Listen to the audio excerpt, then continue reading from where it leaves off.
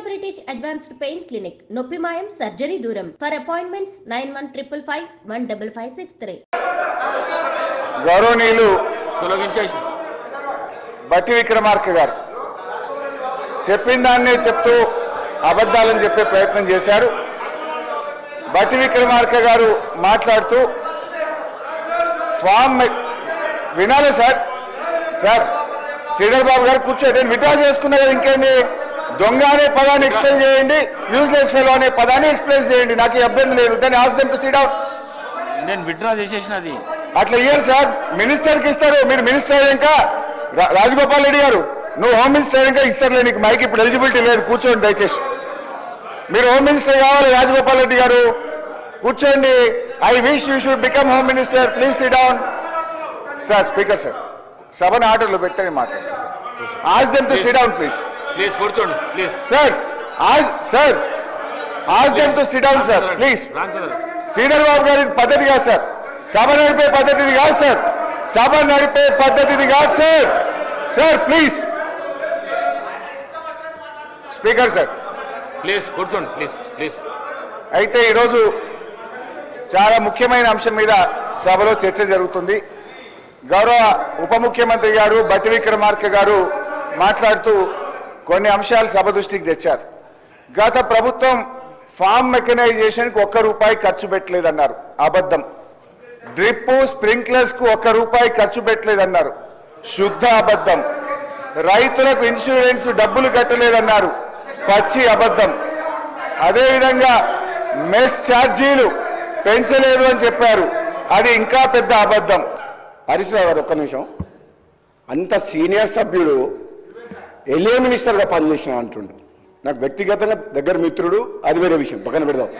కానీ on record మైక్లో ఒక సభ్యుని యూజెస్ ఫెలో అనేది ఏంది అధ్యక్ష?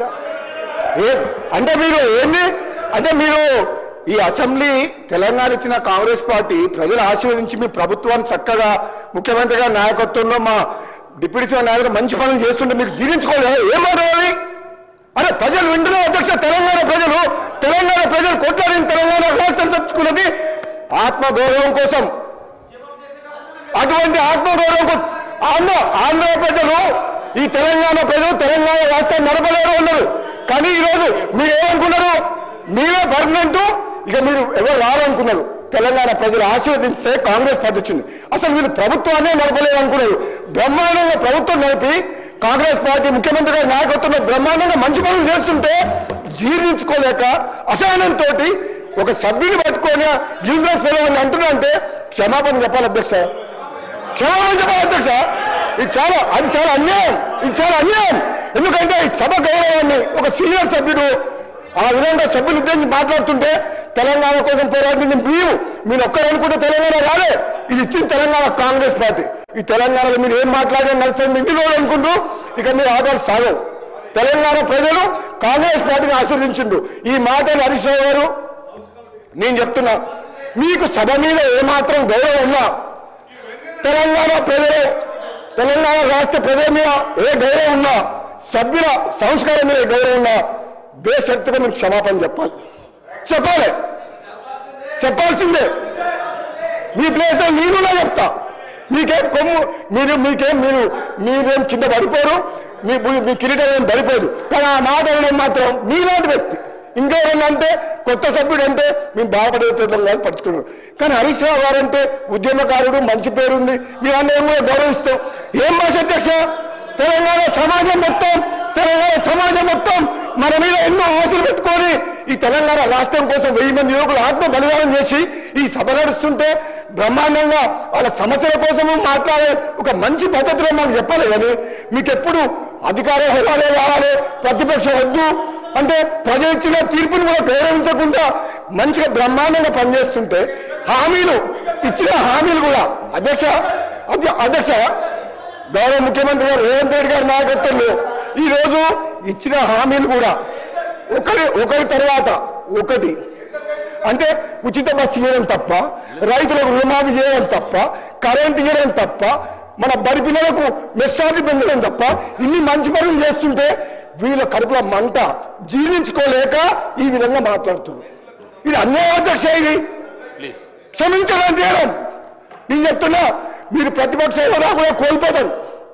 మర్యాదగా మాట్లాడకపోతే కనీసం మాకు ప్రతిపక్షం లేకుండా ప్రజాస్వామ్యాన్ని కూలి చేసిన వ్యక్తులు వీళ్ళు మాకు దొంగను అంటే ఎవరు దొంగ? మీరు అప్పులు చేసిండ్రు, అనవసరంగా అప్పులు చేసిండ్రు. మంచితనానికి అవసరం కోసం నిజంగా అవసరం ఉంటే అప్పు చేయాలి. ఒక హైదరాబాద్తో కూడిన తెలంగాణ కాంగ్రెస్ పార్టీ సోనియా గాంధీ ఇస్తే ఇది అప్పులిచ్చే రాష్ట్రం. ఒక అధ్యక్ష ఒక నిమిషం, ఇది హైదరాబాద్తో కూడిన తెలంగాణ అంటే మిగతా రాష్ట్రాలకు అప్పులిచ్చే రాష్ట్రాన్ని అప్పుల పాలు చేసి అడుక్కునేటట్టు చేసి సర్పంచులకు బిల్లులు ఇవ్వలేని దౌర్భాగ్యులు. మేము అంటే తప్పే ఉంది అధ్యక్ష. దొంగ అంటాడు, బయట తిడుతున్నారు. దొంగలకు పోతే దొంగతనం చేసి దోసుకుంటే ఏమని పిలవాలి? ఇప్పుడు ఎట్లుందంటే వాళ్ళ నీతి ఎట్లుందంటే దొంగనే మమ్మల్నే దొంగ అంటుండు. ఇంకేం చెప్పాలి అధ్యక్ష? దొంగతనం చేసింది వాళ్ళు, రాష్ట్రాన్ని దోసుకున్నది వాళ్ళు, మమ్మల్ని దొంగతనం దొంగ ఇంకేమంటే అధ్యక్ష. హరీష్ రావు గారు ఒక్కటే మరి చెప్తున్నారు, మీరంటే గౌరవం ఉంది, కానీ మాత్రం ఆ ఓడు మీరు వెనక తీసుకోవాల్సిందే, లేకపోతే మీ అవసరం అధ్యక్ష. అవసరం రోజు మింటి వెళ్ళిపోతుంది, రోజు మీరు చేస్తుంది మింటి వెళ్ళిపోతున్నా కంట్రోల్ చేయాలి అధ్యక్ష, కంట్రోల్ చేయాలి. వాళ్ళు రోజు ఏమనుకుంటున్నావు? మేము భయపడతాం అనుకుంటున్నా? మేము భయపడతావా? వాళ్ళు భయపడతావా? ఏంటి అధ్యక్ష? రోజు వాళ్ళ భాష ఉంది అధ్యక్ష, వాళ్ళ భాష ఉంది అధ్యక్ష. రికార్డులకు వెళ్ళి తొలగించడం అయినది. కూర్చోండి.